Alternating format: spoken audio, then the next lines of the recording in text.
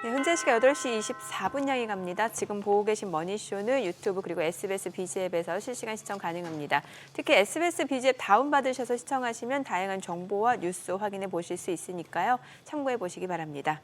간밤 뉴욕 증시 일단 추수감사절 휴장 앞두고 좀 차익 실현 물량들이 나오는 상황이었는데 또 경제 지표도 많이 발표가 됐잖아요. 네, 경기는 네. 정말 괜찮은 것 같네요. 3분기 실질 GDP 성장률 나왔고 여기에다가 또 근원 PC 또 나왔는데 시장 예상치에 부합하는 수준이고 이러면 연준이 금리 인하를 서두를 필요가 없어지는 거잖아요. 글쎄요. 지금 지표 따라 경제 상황 따라 통화 정책을 펴는 연준 맞는지. 지금 또 음모론 제기하시는 아니 거예요. 아니 그건 아니고. 아유 출근길이 너무 힘겨워가지고 아직도 지금 정신을 못 차리고 있습니다. 그렇죠. 오늘 예. 인상적인 바지를 입고 오셨더라고요. 예, 지금 상체만 나와서 다행이지. 아우 저희 동네는 이만큼 쌓여가지고. 눈이 엄청 쌓였어요. 예, 네. 버스도 조금 이렇게 미끄러운 길이 있으니 안 다니니까 결국 한 1, 20분 기다리다 사람들이 행렬을 시작했습니다. 전철역까지. 한 20분 넘게 걸어서 허우적거리면서 걸어서 전철 타더니 전철은 또 평소보다 더 붐비고. 네. 그래도 늦지 않게 와서 다행인데. 야, 서울 살아야겠네. 서울 오니까 별로 도로도 깨끗하고. 늦지 않게 오셔서 다행이라고 말씀하시는데 왜 이렇게 예. 웃음이 나는지요? 아니, 평소보다 일찍 왔습니다. 오늘 그래요.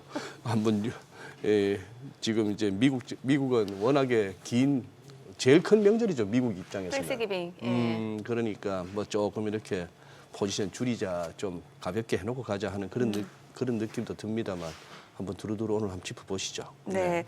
오늘 SK증권 최석원 경영고문과 함께 시장 이야기 나눠보도록 하겠습니다. 어서 오세요. 예, 어서 오세요. 안녕하십니까. 고문님. 네. 저희 상암동까지 오시면서 힘들지 않게 오셨습니까?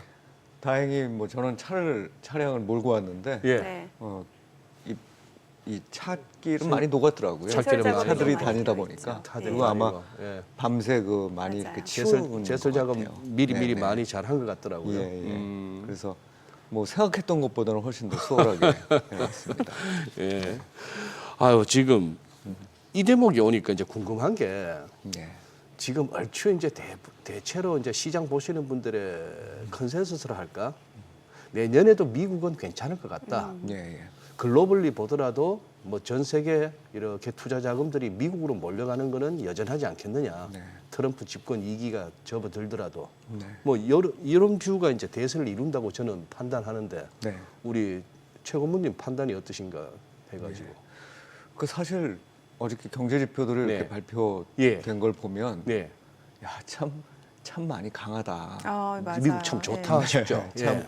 참 좋다 이런 생각을 하게 되죠. 그리고 증시도 지금 역사적으로 봤을 때 사상 최고치 부근에서 움직이고 있는 것도 그렇지만 사실 여러 측면에서 밸류에이션을 평가해봐도 네. 역사적으로 봤을 때 비싼 글쎄요. 네. 수준에 와 있단 네. 말이에요. 그런데 어제같이 이렇게 조정을 받을 만한 날, 사실은 조정을 받을 만한 날이라는 게 그 시기에 그런 심리가 있다는 걸 뭘로 좀 볼 수 있냐면 저는 어떻게 보냐면 시장 예상치에 나왔는데, 그러니까 경제 지표가 예를 들면 물가가 시장 예상치대로 나왔는데 시장이 별로 강하지 않고 오히려 밀렸다는 거잖아요. 네네. 그러니까 보통 예상치대로 나오면 안심하고 주가가 오르는 이런 상황이면 시장이 굉장히 강한 거고, 이제 지금은 반대 현상이 나타났음에도 불구하고 내리는데 그렇게 크게 안 내리는 거예요. 예. 그리고 사실은 이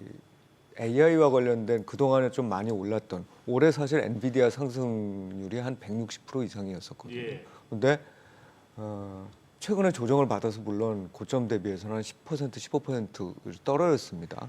떨어졌는데도 불구하고 실제 지수로 보면 거의 움직이질 않잖아요. 그 얘기는 이렇게 종목이나 업종이 이렇게 쫙 확산이 되고 있다는 거예요. 결국 이게 무슨 얘기냐면 트럼프와 관련된 기대들도 있겠습니다만 이게 미국 경제가 좋다는 거거든요. 예. 그리고 또 한 가지는 말씀하신 대로 자금이 미국으로 가고 있다는 건데 이게 다들 비슷한 예상을 하시는 이유가 이런 것 같습니다.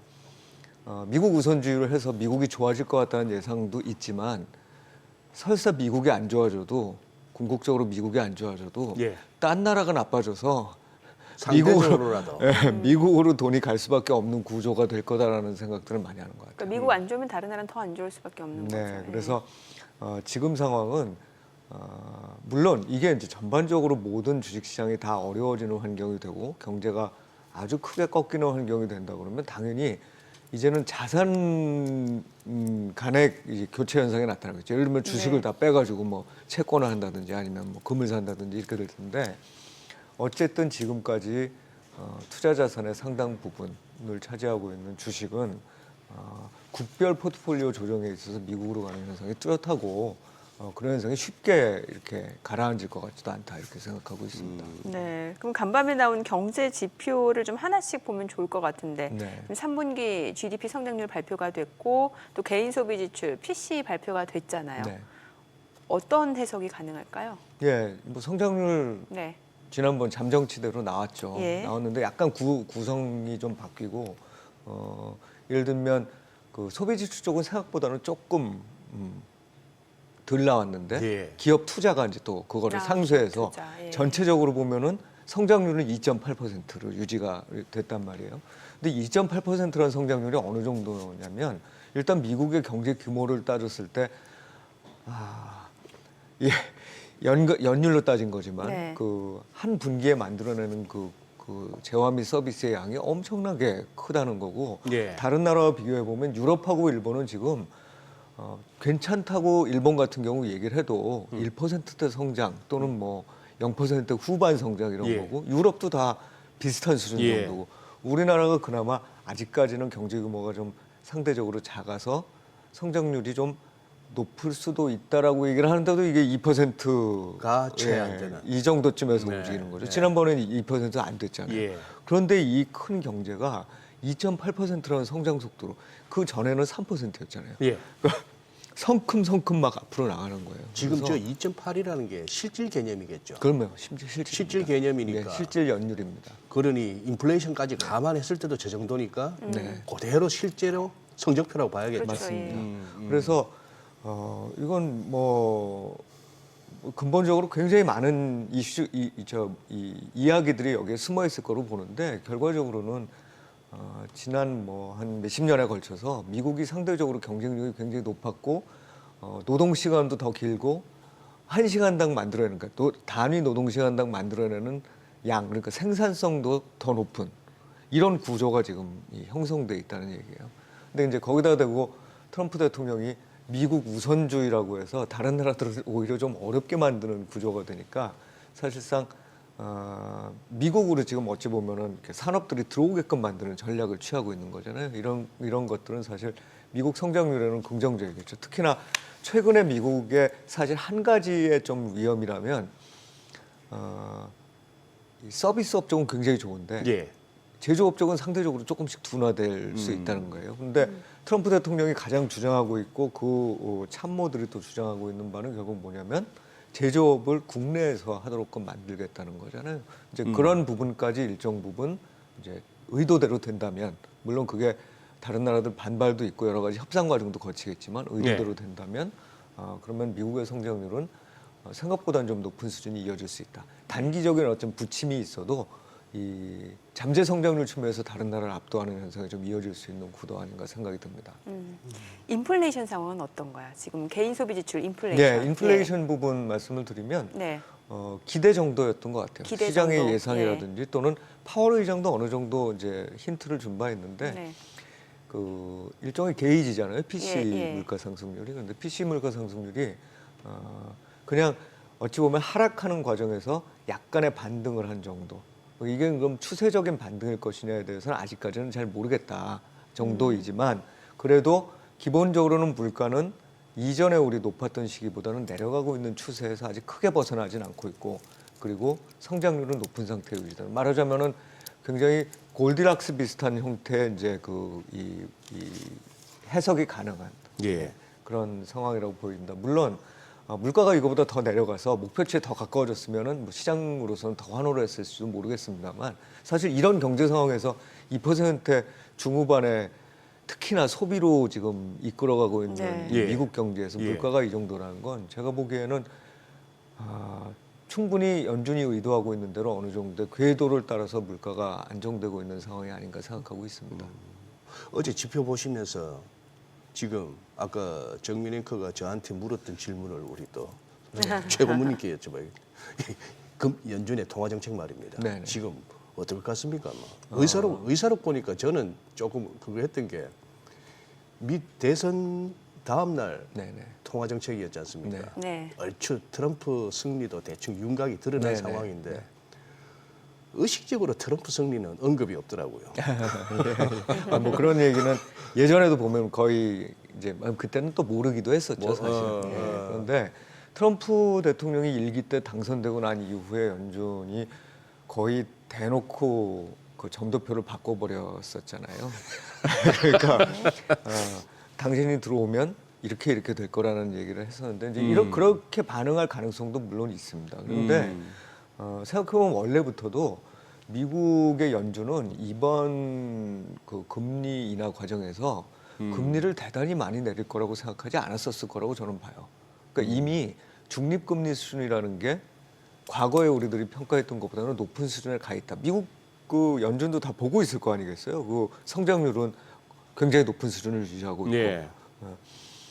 이런 상황에서 기존의 어떤 기조를 크게 바꾸지는 않을 것 같은데 그 기조가 결국 뭐냐면 단기적으로 올해 말까지는 25bp 인하를 추가적으로 진행하고 내년도에 이제 저는 한 뭐 3.5%에서 3.25%까지를 내릴 거라고 보는데 네. 그 정도 중립금리 수준 정도까지 내리는 데 있어서의 속도를 분기별 한 번 정도로 이제 맞추는 이런 식의 시그널이 아닐까 생각을 하고 그것보다 더 느려질 가능성이 이제 예를 들면 인플레이션이 우리가 생각했던 것보다 이번에 이제 PC가 2.3 뭐 코어가 2.8로 나오지 네. 않았습니까? 그게 예를 들면 3%를 코어가 넘어선다든지 이런 상황이 되면 좀 달라질 수 있는데 제 전망하에서는 사실 그렇게 되지는 않을 것 같다. 특히나 이번에도 그렇지만 미국의 물가를 상당히 자극하고 있는 것 중에 하나가 헬스케어라든지 아니면 이 부동산 관련 부분이거든요. 근데 부동산 가격도 이미 사실 떨어지고 있는 중이란 말이죠. 그래서 그런 상황을 보면 트럼프 대통령이 된 이후에 뭐 정치적인 어떤 이럴 수도 있죠. 정치적인 압박을 받아서 내려야 될 상황에 놓여 있을 수도 있고 아니면 인플레이션이 높아질 것 같으니까 오히려 이거를 좀 늦춰야 될 가능성이 있다고 보는데 그런 것들을 플러스 마이너스를 이렇게 제하고 놓고 보면 결국 미국의 경제 상황에 집중할 수밖에 없고 그럴 미국의 수도 경제 있겠네요. 상황에 집중을 예, 하면 예. 사실은 기존에 생각했던 경로대로 가는 게 맞을 것 같다. 그래서 실제로 미국 내에 있는 많은 이제 이 투자자들이죠 또는 와처들도 12월 달은 일단 인하를 하고 내년의 속도를 올해보다는 훨씬 줄이는 방향으로 갈 거다라는 쪽으로 맞춰져 있는 것 같아요. 저는 아마 그런 상황으로 이제 이 연준이 의사결정을 내리지 않을까 생각을 하고 있고 마지막으로는 지금 그런 예상과 다르게 갑작스럽게 미국이 금리를 올린다는 거 올리지는 않겠지만 네네. 정말로 나는 인하를 안 하고서 상당 기간 버틸 거야 그런 시그널을 줄 경우에는 제가 보기엔 지난 8월 달에 나타났었던 것 같은 금융시장의 흔들림이 또 있을 수 있다고 네. 봅니다. 그러니까 사실 연준 입장에서 그런 흔들림을 굳이 발생시키면서 예를 들면 캐리 트레이딩의 이제 되돌림일 텐데 그런 것들을 다시 재현시키면서 금융시장 충격이 다시 경제에 영향을 미치는 이런 구도를 생각할 이유는 별로 없다. 그래서 제가 보기에는 아마 12월 달에 인하를 하고 내년에 분기별 한 번 정도로 가지 않을까. 생각하고 미국은 있습니다. 대충 뭐 그 정도로 정리가 되겠습니다만 당장 오늘 우리 금통위가 있습니다. 네. 이제 금년에 이제 마지막 금리 결정 금통인데 지금 최고님 네. 일단 뭐 제가 궁금한 거는 오늘 뭐 동결을 해도 그렇고 시장 일각에서 며칠 지난주부터 살짝 그 기대가 살아난 우리도 내릴 수도 있겠다. 네. 뭐 이런 것도 있었는데 그거보다도 저는 궁금한 게 왜 우리는 하다못해 말입니다. 개인 투자자들이나 언론에서나 뭐 공매도 금지해라, 불법 공매도 금지해라, 무슨 또 금투세 폐지해라, 네. 상법도 개정하자, 세법 뭐 상속세고 무슨 증여세고 너무 과하다, 세법도 개정하자 이런 얘기는 나오는데 금리 좀 내려라 하는 보고 이런 얘기는 잘 안 들리거든요. 이 금리 갖고는 별로 기대할 게 없나요? 금리 인하 한들 뭐 살아나겠나 싶은 그런 건가 어떻게 보십니까? 그러니까요. 그게 이제 사실 우리나라 경제 구조로 보면 약간 네. 원죄에 가까운 부분 중에 원죄. 하나가 그 가계부채 증가를 네. 사실은 모든 이 정책 당국들 또 뭐 민간도 다 마찬가지겠지만 다 같이 어쨌든 이 힘을 모아서 어떻게 된 결과가 가계부채의 증가였잖아요. 이게 상당한 이제 오류지만 그런 식의 상황이 나타나면서 한국은행이 거기에 스스로 발목을 많이 잡히고 있는 거라고 생각이 듭니다. 그런데 저는 사실 한국은행이 그런 이제 금융시장 안정, 특히나 금융시장 안정에 대해서 민감하게 지금 반응을 하고 생각하는 게 요 몇 년 전에 사실 부동산 PF가 터지면서 그걸 해결해 나가는 과정이라는 게 결국은 장기적으로 충당금을 나눠서 쌓고 그동안에 돈 벌어서 갚아라는 식으로 이걸 쭉 연장시켜주는 예, 방식이잖아요. 그 과정에 계속 참여를 하면서 굉장히 민감해진 것 같아요. 그 부분에. 그러다 보니까 오히려 경제, 특히 우리나라는 지금 사실 내수는 저는 침체라고 보고 있는데 내수 침체에서 한국은행이 뭘 해야 될지에 대해서는 사실은 오히려 약간 뒷전인 듯한. 그러니까. 물론 속으로는 예, 아니라고 예, 얘기를 하시고 예. 앞으로도 그렇게 말씀을 하시겠지만 제가 보기엔 이쪽이 강조가 되면서 자연스럽게 이쪽은 조금 뒷전에 밀리는 듯한 상황이 된 것 같아요. 그래서 저는 오히려 이쪽 가계부채와 관련된 부분들은 어떤 방식이 됐건 이 정부 쪽에 또는 금융감독원 쪽에 이 책임이랄까 그런 부분들이 더 크다고 보고 금리와 관련된 부분은 지금은 사실 내려야 된다고 저는 생각해요. 그런데 저는 좀 놀라는 게 네. 물론 뭐 다들 입장은 다를 수 있지만 우리나라의 채권 전문가들의 예. 어떤 컨센서스를 보면 예. 동결이 대부분이더라고요. 아, 네. 그러니까 그거는 한국은행이 그럴 거다라고 예상하는 거니까 충분히 그럴 수 있지만 제가 보기엔 한국은행은 좀 저는 개인적으로 내렸으면 좋겠습니다. 내리는 게 맞다고 보고요. 우리나라의 중립금리는 사실은 지금보다는 훨씬 더 낮은 수준이고 내년도 성장률이 지금 1.7%까지 낮춰져 있거든요. 네. 일부 이 전망자에 따르면 내년도 사실 정부는 2% 초반 얘기했었는데 올해 2% 초반이고 내년에 1% 후반으로 간다 그러면 잠재 성장률보다도 낮은 성장률이 기록되는 거고 특히나 더더욱 중요한 건 굉장히 내수가 나쁘다는 거예요. 그러니까 내년에 예를 들면 올해보다는 조금 내수가 기저효과 때문에 반등할 수는 있어도 예. 이런 내수가 지속된다는 건 이건 사실 내수 부분에서는 침체가 지속된다는 얘기이기 때문에 그런 부분들을 고려해서 정책을 하는 게 맞다. 단지 한국은행은 워낙 금융 안정이라는 데 신경을 쓰고 있어서 정말 모르겠다. 해야 됨에도 불구하고 굉장히 갈등을 하는 중일 것 같다. 오히려 안 할 가능성도 높다 이렇게 보여집니다. 해야 되지만 안 할 가능성.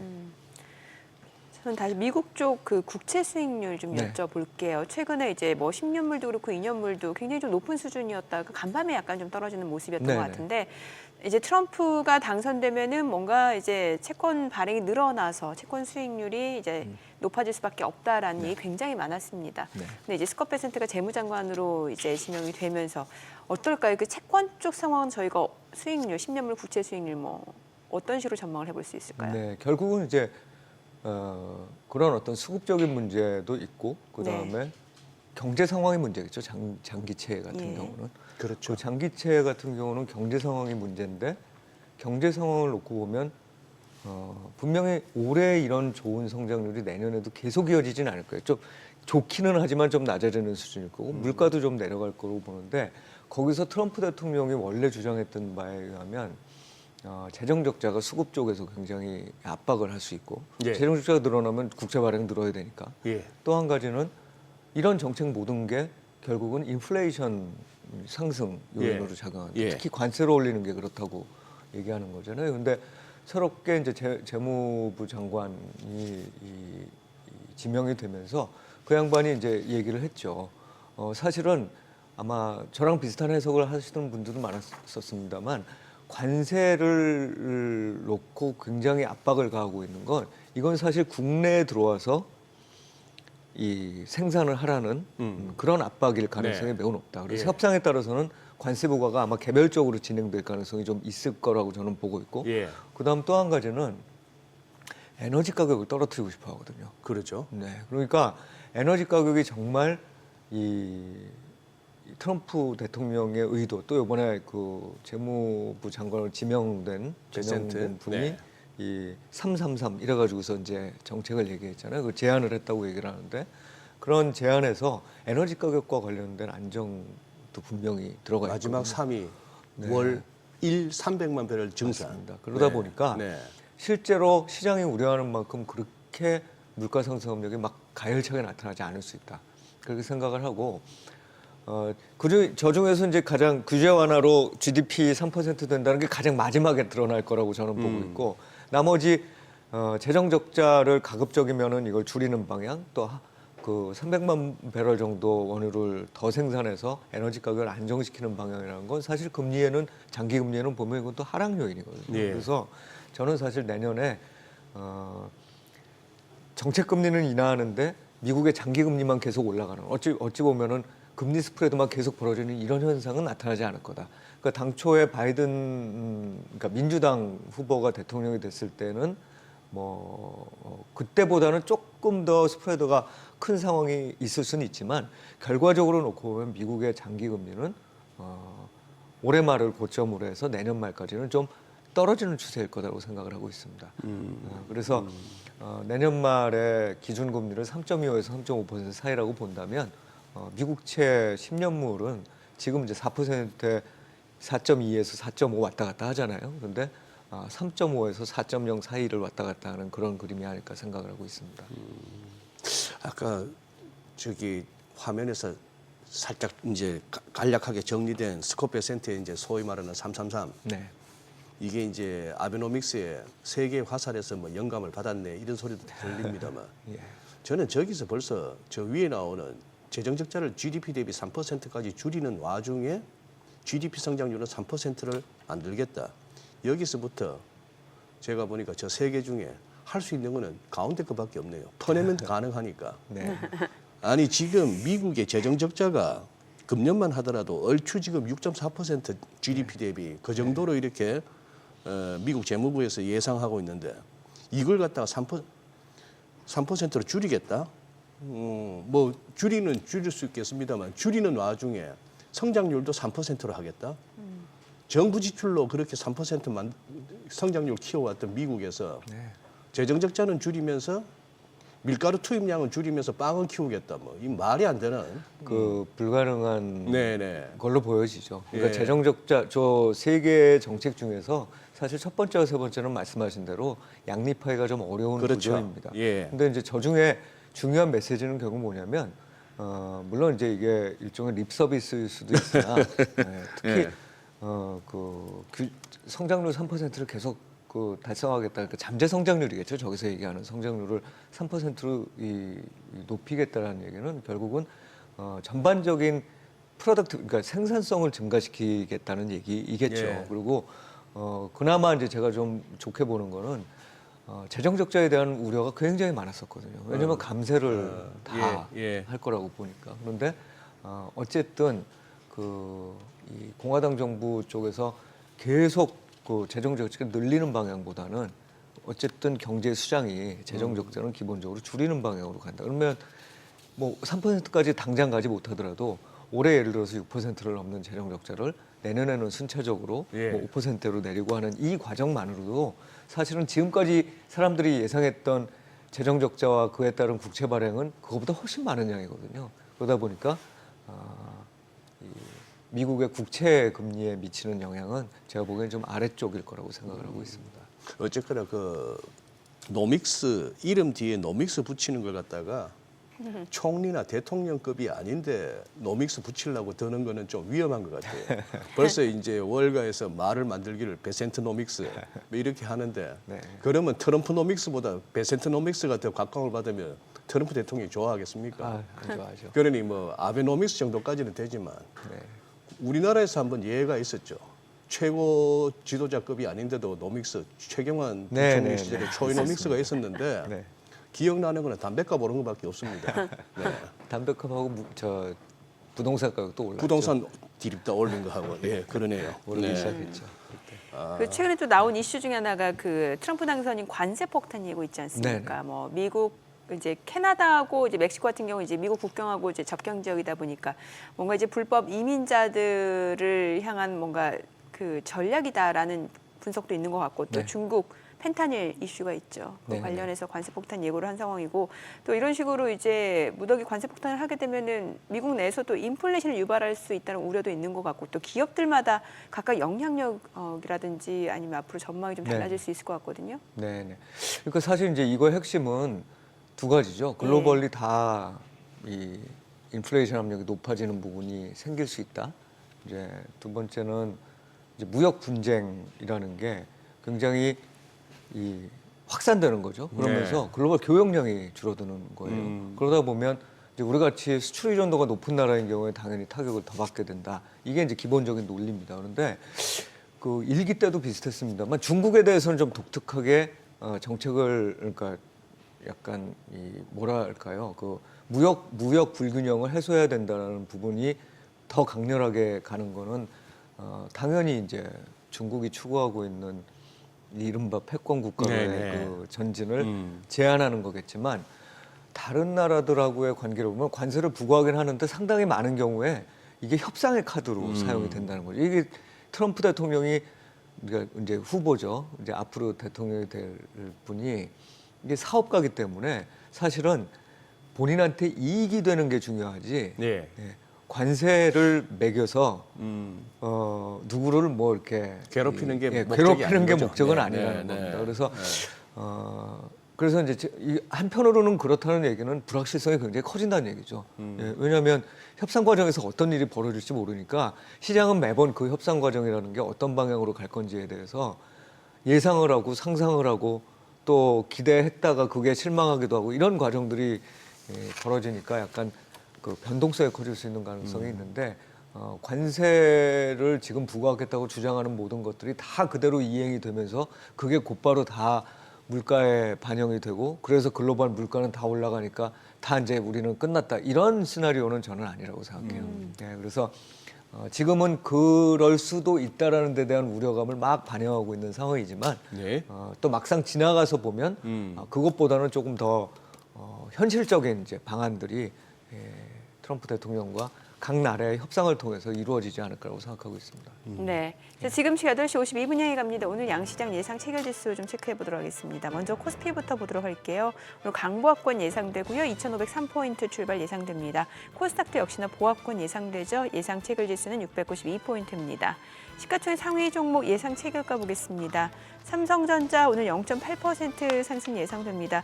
어제장에서 이제 3% 넘게 떨어지는 모습이었고 특히나 이제 외국인들 좀 대규모로 물량을 내놓는 상황이었는데요. 글쎄 오늘 삼성전자 외국인들 매매 패턴 좀 주의해서 보셔야 될 것 같고 SK하이닉스가 오늘 2% 하락이 예상됩니다. SK하이닉스도 어제장에서 5% 가까이 좀 떨어지는 상황이었는데 어제 반도체주들 흐름이 좀 안 좋았거든요. 오늘 SK하이닉스 지금 호가에서는 2% 약세가 예상되는데 또 막상 개장하고 나서 시장 상황에서는 어떤 흐름을 보여주는지 좀 체크해 보시면 좋을 것 같고 LG 에너지솔루션 보합 예상됩니다. 그리고 삼성바이오로직스가 0.3% 하락 예상되고요.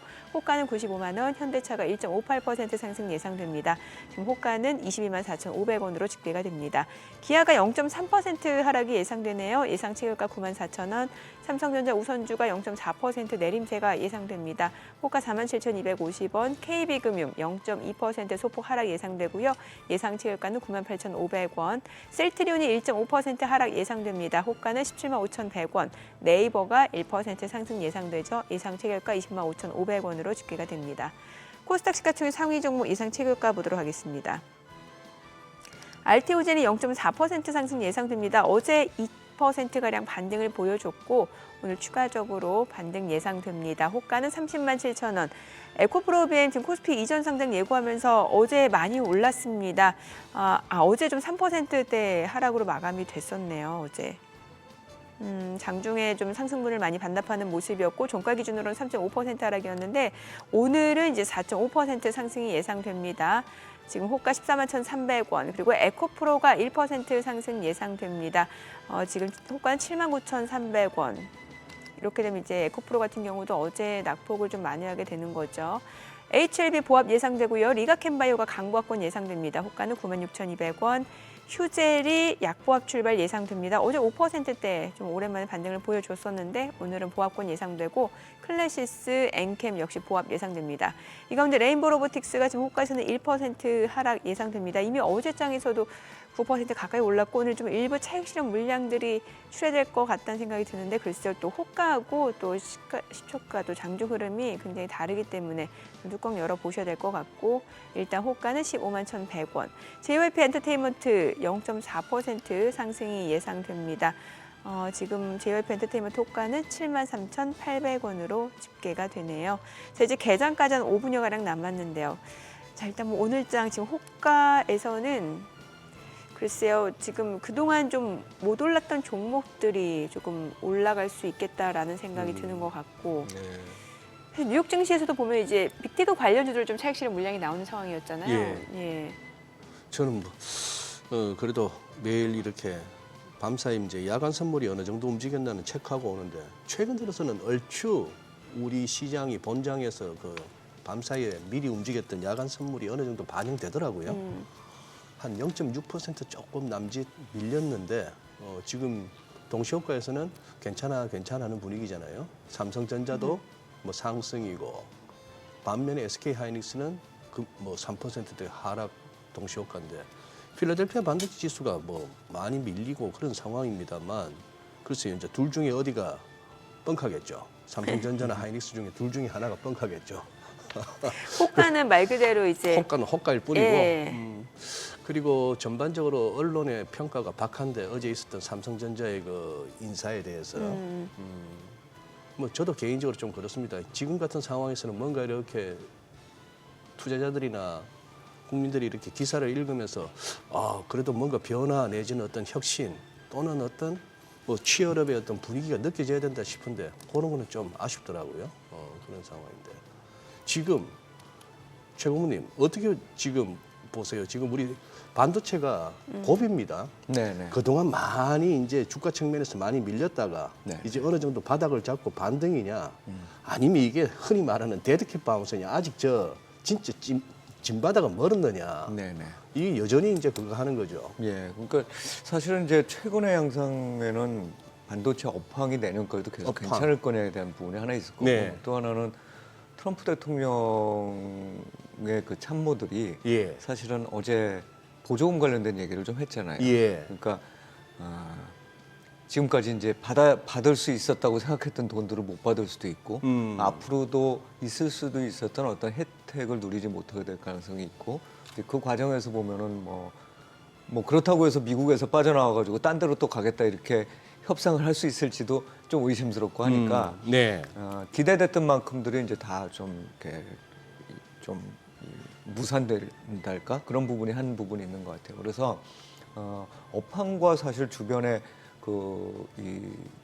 그런 제도적이나 또는 이런 데 있어서의 불리한 여건이 합쳐져 있기 때문에 사실 당분간 좀 반도체 주식은 그렇게 좋은 흐름을 보이지는 못할 것 같아요. 근데 그럼에도 불구하고 내년도 초반 이후에 이제 반도체 또는 특히 AI와 관련된 부분에 있어서의 수요가 네. 지속될 거라는 생각들을 갖고 있고 이런 부분들이 반영이 돼서 실적이 그거를 이제 증명해 준다면 그 실적과 관련된 부분들이 크게 깨지지 않는다면 이제 주가는 이미 최근 들어서 상당히 빠지면서 밸류에이션이 싸졌거든요. 역사적으로 봤을 때는 이제 그런 측면들을 고려했을 때 다시 반등하는 시점이 오죠. 근데 올해 말까지는 사실 쉽지는 않아 보이는 상황이라고 생각합니다. 올해 말까지.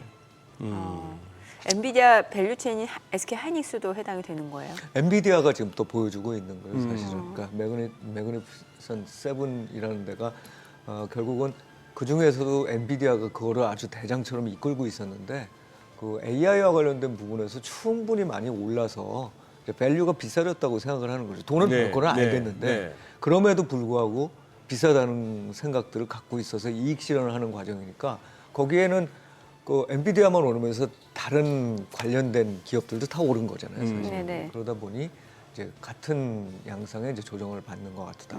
그리고 오히려 이제 확산이 되는.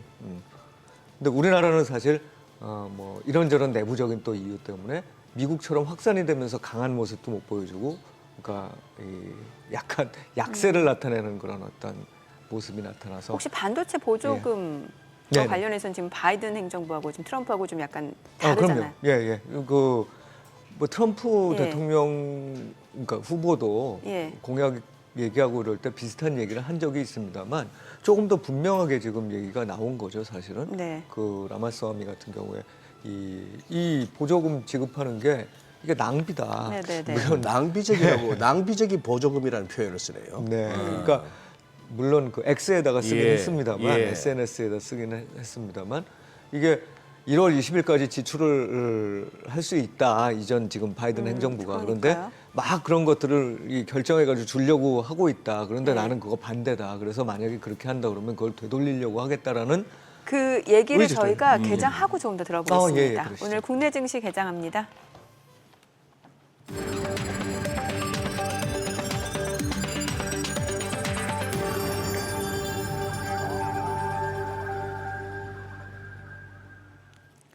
네, 11월 28일 목요일 국내 증시 개장했습니다. 간밤 뉴욕 증시 3대 지수는 모두 하락했습니다. 그동안 뭐 계속해서 좀 상승세를 이어오면서 트럼프 랠리를 이어왔던 상황에서 이제 추수감사절 휴장을 앞두고 일부 좀 차익적 물량들이 나오는 상황이었고 여러 가지 미국의 경제 상황을 알 수 있는 지표들 발표가 됐습니다. 3분기 실질 GDP 성장률 발표가 됐고요. 여전히 견조한 상황이고 또 여기에다가 개인 소비 지출까지도 발표가 됐는데 시장 예상치에 부합하는 수준. 결국에 미국의 경기는 탄탄하다라는 게 다시 한번 좀 입증이 된 상황에서 뭐 일부 차익 실현 물량으로 볼 수 있을 것 같은데 오늘 국내 증시는 또 어떤 출발을 보여주는지 지수부터 체크해 보겠습니다. 양시장 지금 혼조 출발인데요. 코스피는 0.2% 소폭 하락으로 2,498포인트, 좀 다시금 이제 2,500선을 좀 하회하고 있는 양상이고 코스닥은 0.4% 올라갑니다. 695포인트입니다. 양시장 혼조 출발 보여줍니다. 시가총액 상위 종목 시초가 보도록 하겠습니다. 삼성전자가 지금 0.5% 떨어집니다. 56,000원에 거래되고 있는 상황이고요. 지금 이 거래 연속 좀 하락 흐름이 이어지고 있는 상황이고 SK하이닉스는 1.3% 약세 16만 5,800원에 거래되고 있습니다. 역시 이 거래 연속 하락 흐름이 이어지고 있고 지금 외국계 창구에서 지금 빠르게 매도 물량이 좀 나오고 있는 것으로 확인이 됩니다. LG 에너지솔루션이 0.3% 올라갑니다. 40만 2천원, 삼성 바이오로직스가 0.6% 올라갑니다. 95만 9천원, 현대차도 1% 상승 중이네요. 22만 3,500원. 그리고 기아가 지금 0.2% 소폭 오름세로 94,400원. 삼성전자 우선주 좀 떨어지네요. 47,350원. 셀트리온 보합이고요. KB금융이 0.8% 하락으로 97,900원. 네이버가 지금 1% 가까이 올라갑니다. 20만 5,500원에 거래되고 있습니다. 코스닥 시가총액 상위 종목 시초가도 보도록 하겠습니다.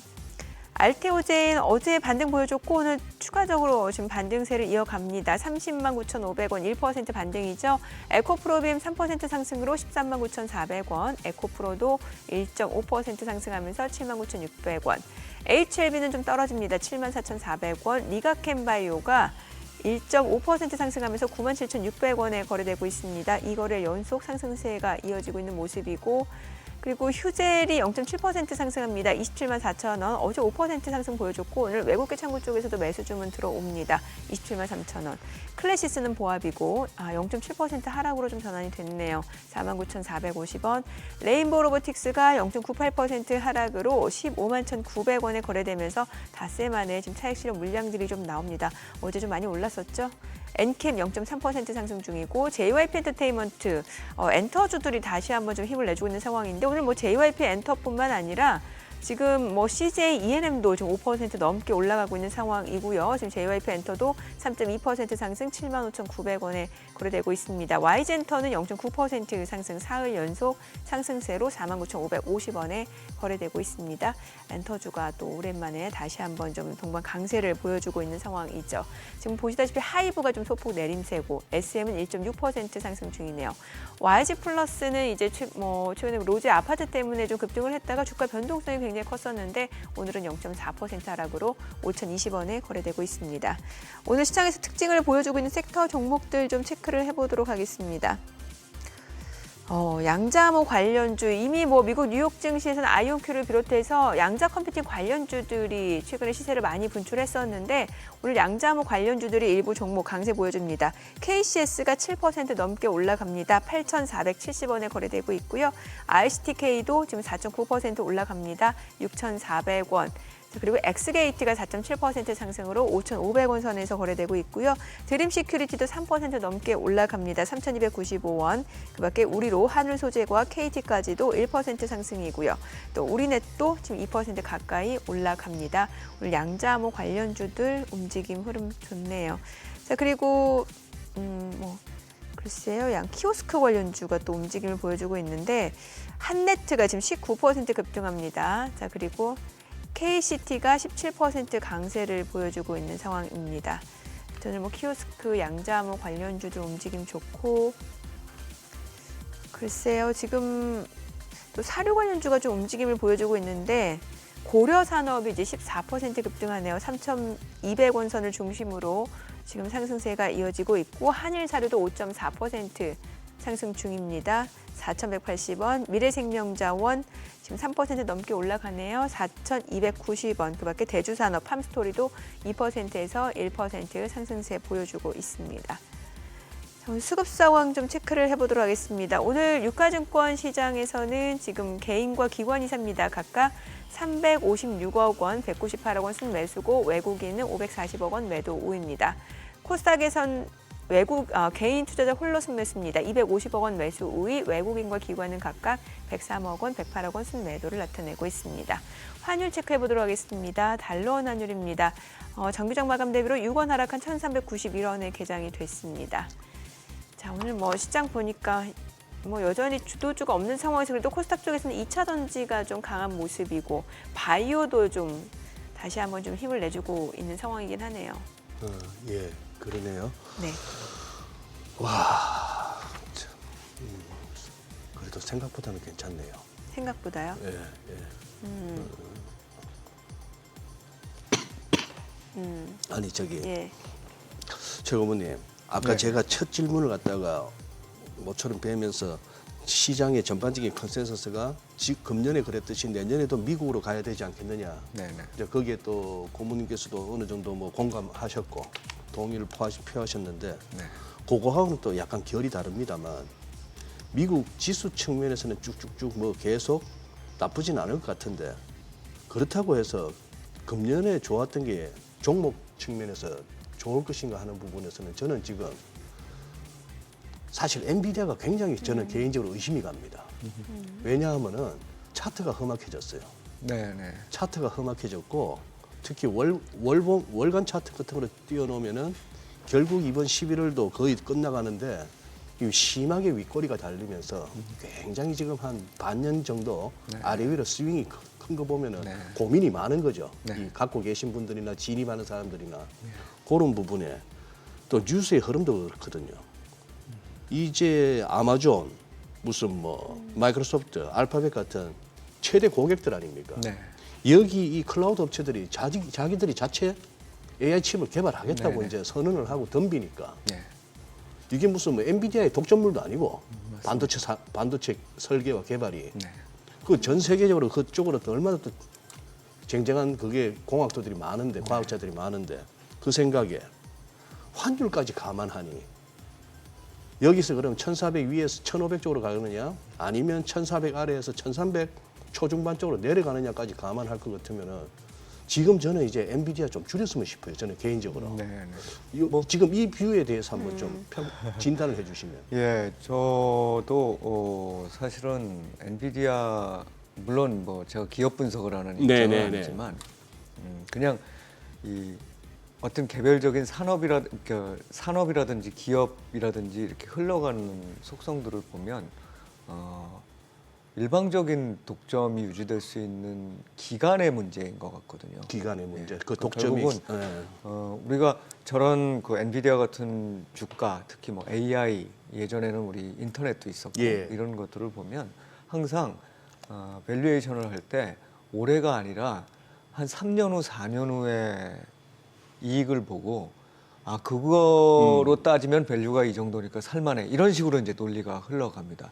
그 얘기인즉슨 뭐냐면 성장성이 장기간 적어도 3에서 5년 정도는 빠르게 이어질 거다라는 생각들을 주가에 다 반영시켜 놓는 거거든요. 네. 근데 말씀하신 대로 이 부분에서 분명히 1, 2년간은 엔비디아가 여전히 수익이 많이 나는 그런 모델을 갖고 있을 거라고는 봅니다만 그 이후까지도 그게 계속 가능할 거라는 데 대해서 사람들의 의심이 좀 시작된 것 같아요.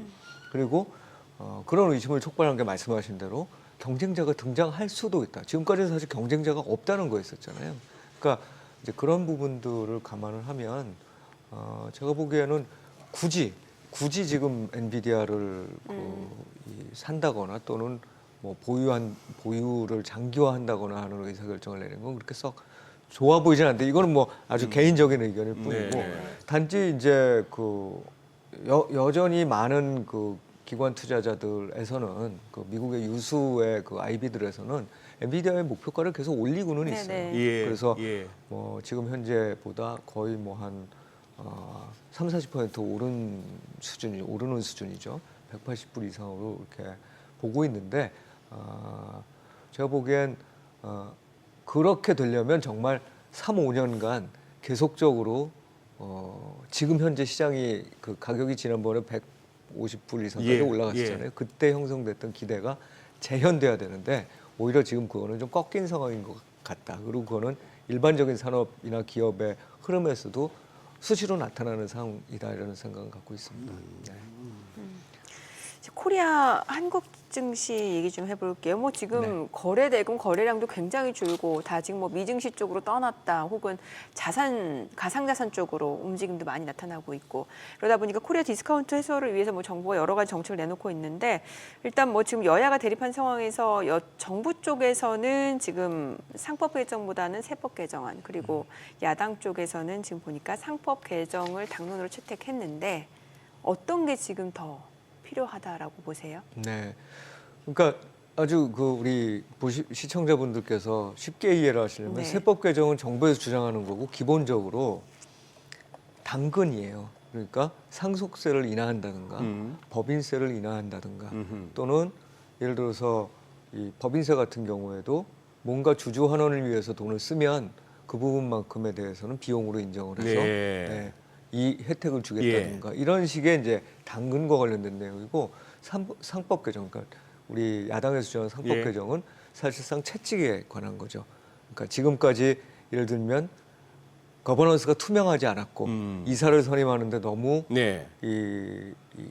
어찌 보면 이 대주주의 저기만 반영한 거죠. 의사만 반영한 이사가 선임이 되면서 이사회가 뭐 거수기다 이런 것 그리고 소액주주들이 의견을 내기 위해서 뭐 예를 들면 전자투표를 조금 더 활성화한다든지 아니면은 집중투표제 같이 이사를 선임하는 데 있어서 조금 소액주주들도 이사를 선임할 수 있는 룸을 두는 그러니까 결과적으로 지금까지 기업 경영자들 입장에서 보면 거버넌스를 유지하기 위해 그러니까 거버넌스를 이전과 바꾸기 위해서 그래서 어떤 의사결정을 내리기 위한 비용이 과거에 비해서는 높아지는 방향이라는 거예요. 그러니까 한쪽은 지금 계속 당근을 얘기하고 있는 거고 한쪽은 채찍을 얘기하고 있는 겁니다. 근데 저는 사실 이 두 가지가 충분히 만날 수 있다고 생각을 해요. 그러니까 당근과 채찍을 동시에 사용해야 된다는 거예요. 그러니까 뭐 어느 쪽만 하고 어느 쪽은 안 하는 게 맞다는 게 아니라 분명히 지금 야당에서 주장하는 상법 개정과 관련된 부분들에는 조금 어찌 보면 글로벌 스탠다드로 봤을 때 너무 광범위하게 기업들한테 압박을 가하는 부분이 있을 수 있습니다. 예를 들어서 소액주주들, 그러니까 일반 주주에 대한 충실 의무라는 거는 그렇게 광범위하게 정해놓고 나면 굉장히 많은 소송이 일어날 수 있어요. 충실하지 못했다라고 주장을 하는 거죠. 그럼 그거에 모두 다 대응해야 되는.